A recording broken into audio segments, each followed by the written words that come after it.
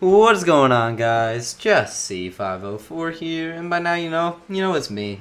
This is your PBA weekly recap, week 5. We're past the halfway point, boys. Let's just see what we've got in store this week. Starting off, it's a match I highlighted last week a little bit, and it's our match of the week featuring Phil and Scrosh. It was a super duper fast-paced game. And Phil applies a little bit of early pressure with his Nidoking coming in on the Thundy IT wave, getting the immunity. And then as the Thundy goes for Psychic, the Nidoking reveals to be Payapa Berry, Chew, and Ice Beam it, as well as get up a T-Spike. And then there's some weather war between Scrosh and Phil.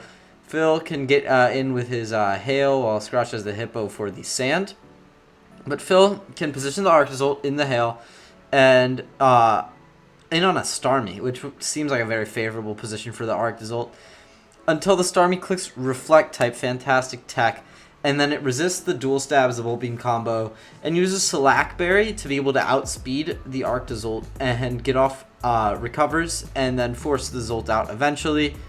And then Scrosh is able to break the Slowbro and the Ninetales with Belly Drum Slurpuff. Phil says he made a little bit of a misplay around that, just expecting Drain Punch, because Drain Punch might have been able, it could have been able to end the game right there, since the Slurpuff was poisoned. It wasn't regular. It was regular poison, not toxic, from the T-Spikes. So Phil was calculating with Drain Punch he would have been able to live, but the Slurpuff never clicked Drain Punch, so it went down to the poison. But Phil had to sack 2 Mons to it, and then Hippowdon is able to choose some Zolt Icicle Spears, and then kill it off with EQ, and then dying to the T-Spike. And then Zapdos is able to position in front of 2 Mons that it could kill with Brave Bird. And that was the game. Scrosh able to sort of get back a little bit of that momentum, and Phil will fall to 2 and 3 as Scrosh moves up to 3 and 2, capturing back a little bit of that momentum from the early season. Gimbal, you've got a different sort of style of match. Between the Shitty Webbers, Helix, I believe, is undefeated season. 4-0 plus 16 is fantastic differential for my man. And we got Ice and the Murder Queen McGivens. He had a bit of a rockier start, but he's sort of clawing his way back.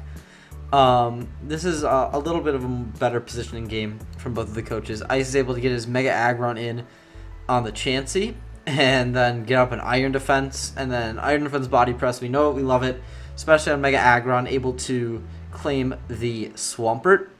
And then Helix is able to get his Talonflame in, and it is able to crit the Mew, big crit, knock that Mon out, which obviously sucked for Ice, but ended up with a dead Mew. Mew's, we don't know much about the set, but unfortunate. And then Helix is able to get Xurkitree in on an Avalugg predicted recover turn, it predicted the Zygarde 10, which was a great predict with Dazzling Gleam, but Zygarde was Sash, and then the Xurkitree was Shuka Berry, so the Zygarde was able to be finished off and get the big Beast boost.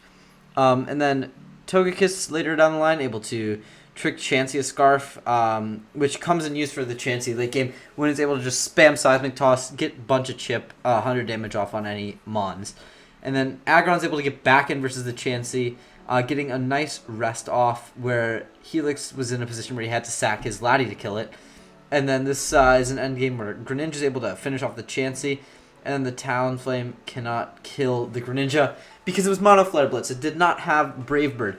So Ice was able to clean up the game, which was great for him, knocking down the only, I believe, only undefeated team left in Gumi. So moving on to the standings. Looks like all the games are played. Vinny, 5-0 plus 18, fantastic. Followed by Tark, taking the second spot. After Blau didn't win by as much, Tark is able to move up to 4-1 plus 15. Fantastic differential. Same with Blau, 4-1 plus 14. And then Freeze is also up there too, 4-1 plus 6. Bunch of great coaches up there. And then we've got 3-2, 3-2, 3-2 for or 3-2 and 3-2. Only 2 3-2s, my bad. From Scrosh and Iraz. And that means that there are some 2 and 3 teams, some losing record teams in the playoff picture, just because of how good the top teams are and how many 2 and 3 teams there are. There's from position 7 to position 13 are all 2 and 3, which is very, very interesting. But the best diff among them being Phil and Epic at +3 and -1. And then a bunch of 2 and 3 teams. Everyone has a win, as we see 1 and 4 Ace, Harm, Ben, and Datboy to round out the bottom of the standings. No one's eliminated from playoff contention yet. I do believe with the amount of 2 and 3 teams and Vinny's amazing diff that he is clinched for playoffs. I'm pretty sure just looking at it. Maybe there's a universe where he gets knocked out, but I think like he is guaranteed to finish above Epic no matter what happens, because the best... Actually, no, I think I'm thinking about diff wrong, but point is, the worst Vinny can do is 5 and 3 plus 0. So that would require a lot going poorly for him, including not killing a Mon for the next 3 weeks. And I know Vinny, he would not do that. At least I would assume so. And even then, I believe enough of the 2 and 3 teams play each other to the point where Vinny is clinched. Meanwhile, in Gumi, things are a little bit different. We see sitting at 5 and 0. We see Dylan. I believe he is also clinched for playoffs with the 5 wins. And then at the very bottom, we see Shandy, the first coach eliminated from playoffs in Season 4 of the PBA. And in between, we see a multitude of 4 and 1 teams. We see Helix, Tyler, Ginger, Dawson, all at 4 and 1. And then 2, 3, and 2 teams again, being Shady and Ice Ninja. Ice Ninja having the interesting thing of being negative differential, but positive record. And you see Sub-Zero in a similar position. Negative record, but positive differential +7 when you're 1 game under is crazy. And then Rosa, Joltiade, Lynn, Onder all sitting at 2 and 3. And then 1 and 4 fighting to keep the seasons alive is Halix, Zookeeper, and Breloom. And then we're just hoping that Shandy, even though he's eliminated, hopefully he'll be able to have a little bit of fun knowing that really you got nothing to lose. But it's important to still make sure that games are played. Going forward, I believe we're going to be a little bit more strict on getting these games in, but as long as you get the games in, I don't really mind. Up next, let's look at the MVP tracker. Starting off with the Gibble leaderboards, we see that Crobat coming in at the top again, followed by Mega Metacham. More kills, but we track things by differential in the PBA. So you're going to need at least 8 differentials for number 1, and then we got a couple of 7 differentials being Mega Metacham and then Breloom still up there. And then a bunch of 6s, including the Thwacky. And by the way, shout out Matt for replacing, obviously when Jake had to leave. Thank you, Matt, for joining the roster this season. We see that Thwacky's still a 1-game wonder. Phil is able to get Nidoking up to +5, 8 and 3 in 5 games, I believe.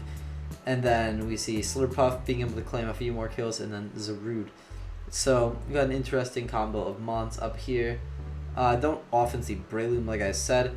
Thwacky still here is funny, but it's something that we've just kind of came to accept. And having 10 Mons above +5 differential is very crazy, especially in week 5. I don't see Mons that high, or at least 10 of them that high, rarely, but Gibble's doing a good job at it. Let's look at how things stack up in Gumi, where we see Mega Metacham at the top. Both Mega Metachams have 10 kills, followed by 8 no Victini. Those 2 Mons still have not died. Please kill them, Gumi Div. That's how you need to win. Urshifu, Mega Aggron, Sylveon, Zapdos, Mega Gardevoir, Rotom Heat offensive, Mawile, and Mega Charizard X round out the top 10. Still a bunch of the same stuff. Not really too much has changed here, but this is sort of where we stand. I do not foresee that Metacham falling off much.